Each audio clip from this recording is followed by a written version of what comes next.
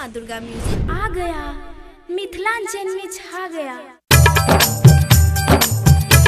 दोसर छोड़ा से दोसर छोड़ा से बात कर छी, दोसर छोड़ा से बात कर छी, हमरा पता चललो गे। जय माँ दुर्गा म्यूजिक खजोली बाजार। दोसर छोड़ा से बात कर छी गे, हमरा पता चललो, हमरा पता चललो हे गे छौड़ी दोसर छौड़ा से बात कर छी, हमरा पता चललो हे गे छौड़ी दोसर छौड़ा से बात कर छी, हमरा पता चललो गे, पता चललो गे। दोसर छौड़ा से बात कर छी।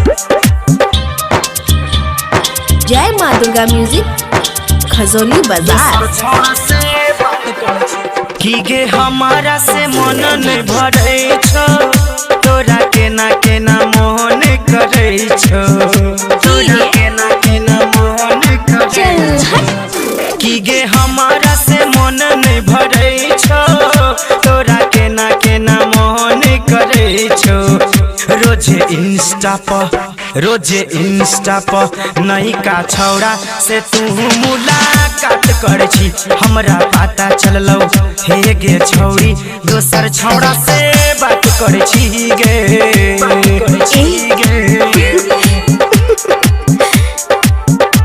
दोसर छौड़ा से बात कर छी।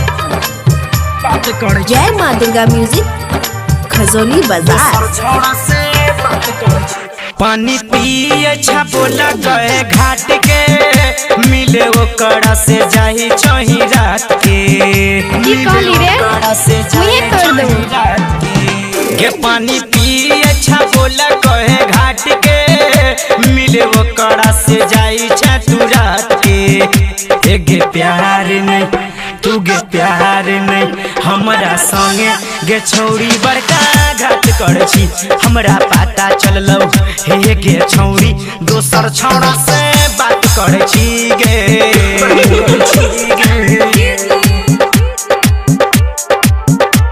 दोसर छौड़ा से बात कर छी।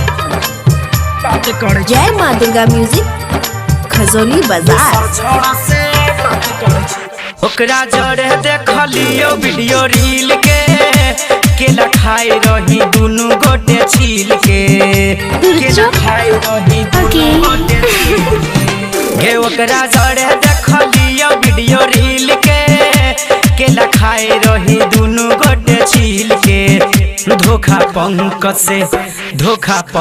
से प्रकाश से प्यार के शुरुआत कर छी, हमरा पता चललो हे गे छौड़ी दोसर छौड़ा से बात कर छी गे हमरा पता चललो, हमरा पता चललो हे गे छौड़ी दोसर छौड़ा से बात कर छी, हमरा पता चललो हे गे छौड़ी दोसर छौड़ा से बात कर छी, हमरा पता चललो गे।